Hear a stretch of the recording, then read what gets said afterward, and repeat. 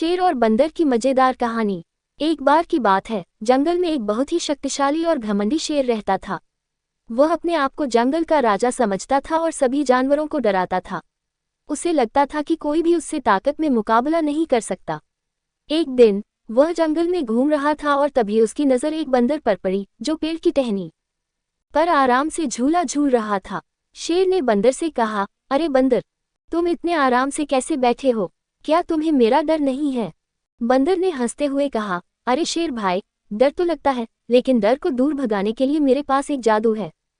शेर ने हैरानी से पूछा, जादू? कौन सा जादू है तुम्हारे पास? बंदर ने चालाकी से कहा, देखो शेर भाई, मैं तुम्हें एक चुनौती देना चाहता हूँ।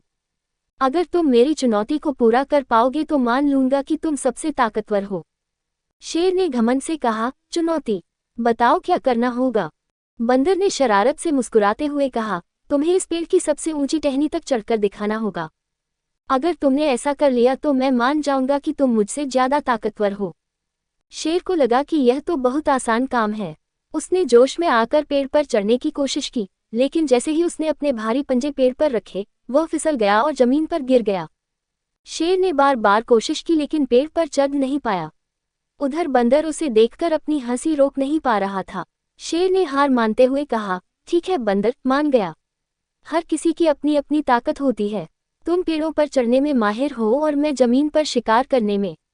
बंदर ने मुस्कुराते हुए कहा, यही तो बात है शेर भाई, हमें अपनी ताकत पर गर्व करना चाहिए, लेकिन दूसरों की ताकत का भी सम्मान करना चाहिए। शेर ने सिर हिलाते हुए कहा, सच कहा दोस्त, आज तुमने मुझे एक बहुत बड़ा सबक सिखाया।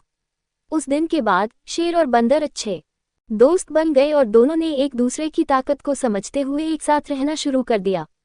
कहानी से सीख, हर किसी की अपनी ताकत और काबिलियत होती है। दूसरों का सम्मान करना चाहिए और घमंड से दूर रहना चाहिए।